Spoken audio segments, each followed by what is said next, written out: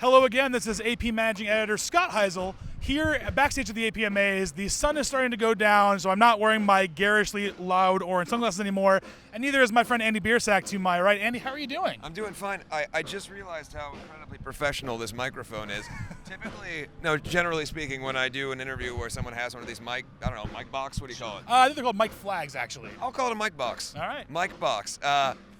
Anyway, usually they're made out of some sort of flimsy, or they're taped onto somebody else's mic box, like their logo on top. Sure. These are AP mic boxes, and my hand is sinking inside of it. They're actually the Gibson Brands AP Music Awards presented by Monster Mic Box.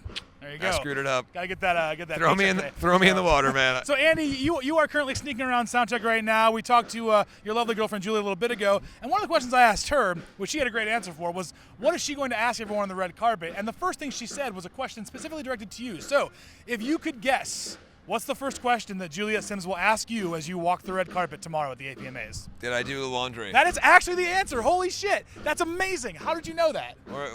Two minds in concert, man. That's it. Well, so now we have to know, did you do the laundry? No. All right, well, there's that. So, show's over. So. Yep. Well, I'm going to have to do it quickly when I get back home.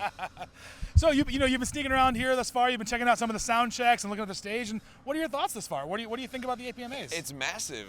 I didn't know what to expect because, I had talked to Mike a little bit about everything that was going on, but I didn't want to get in everybody's hair, and I kind of wanted to just see everything. And we came down, you could see it from all the way down the street, this massive, sort of festival-style structure, and it's ambitious as hell, and it's awesome, and I can't wait for tomorrow night. So. Yeah, it should be great. Now, Black Veil are up for a number of awards. Yep. For you, you're up for, I believe, Album of the Year, Artist of the Year.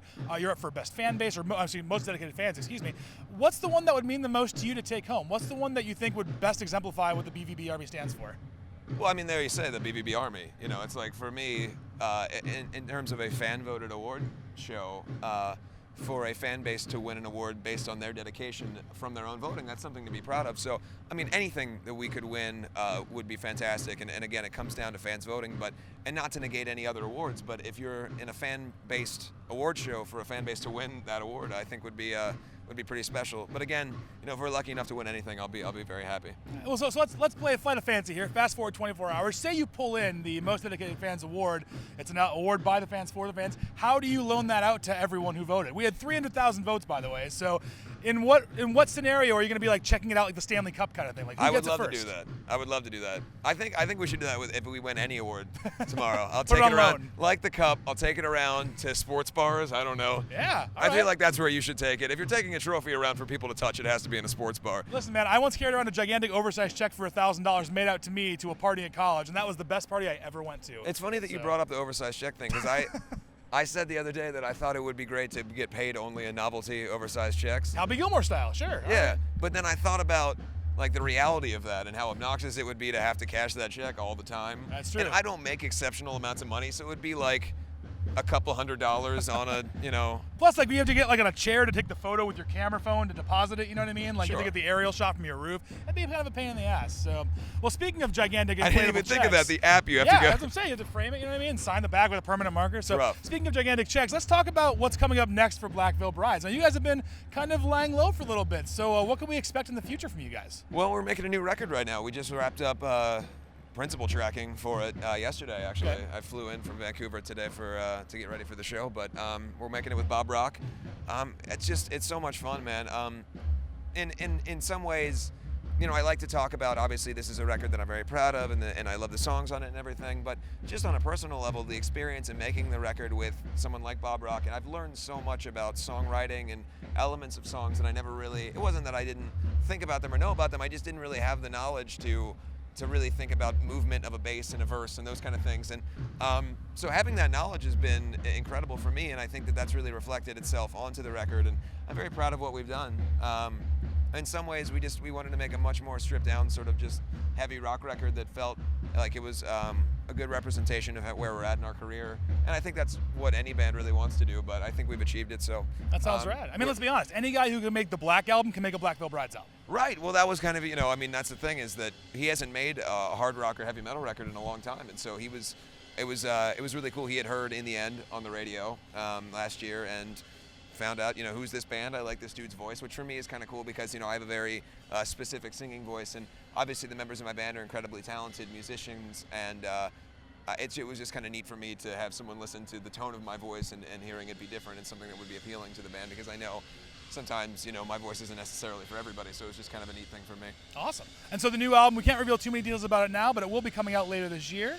There will be a headlining tour in support. October 28th, it's going to come out. Whoa, dropping the knowledge right there. October Yeah. 28th. You heard it here first, or maybe second. I don't know. But can you give us the title, or is that still under wraps? I can't give you the title.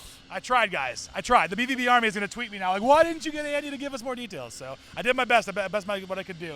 But it'll be out this October 28th. There'll be a headlining tour everywhere. You'll hear new songs all the time. But in the meantime, if you want to see Andy Biersack right now live in the flesh, his hotel room number is just kidding. I don't know that I know it. I've only been there for a minute before I came over here. If it's not 666, I will be severely disappointed. It's such a bummer that it isn't. I know that's not it. Or maybe like 182. Those are the other good ones too. 138. So, yeah. Oh, there's a winner. There's a good. That's how that's my Twitter following number, which, by the way, self-imposed thing. You kept it at 138. I keep it at 138 because then that means that like you meet someone in passing in your life, and social media has allowed it now to where you meet someone and the first thing they say is, "Hey, I'll follow you on this or that thing." And ultimately, a lot of those people you wind up never spending time with again, especially for somebody who tours. You're always like, it's clutter. Single serving friends, like the whole Fight Club thing or whatever. And so I keep it to a specific number so that after like a year of never talking to the bass player and verb the noun, whatever, like I can without guilt unfollow and go, well, I only keep 138. So. It's true. For every one you add, it's one you lose. It's a very Hunger Games-esque approach, I think. It's a weird thing. Maybe. It's weird. So. It's obsessive and weird. But well, anyway, if you want to see Andy Biersack live in the flesh with all of your other favorite musicians too, come to the APMAs. You're probably watching this today, July 21st. It is tonight, July 21st, at the Rock and Roll Hall of Fame, right behind it in Voinovich Park. Tickets are still available. Come on down here. Or if you're sitting at home and you want to enjoy a night on the couch with a box of popcorn and your cat Fluffy or whatnot, turn on AXS TV. It's on DirecTV, it's on Dish, it's on cable, all sorts of stuff, and watch from 8 p.m. till midnight Eastern Time. You will see all sorts of things you never thought you'd see ever. There might even be like a strongman competition. I don't know. I could be making that up. You won't know until you watch. Or you could do some sort of like hallucinogenic drug, and then you'll really see things you've never seen before. Not endorsing that in any way, shape, or form. This is a PG.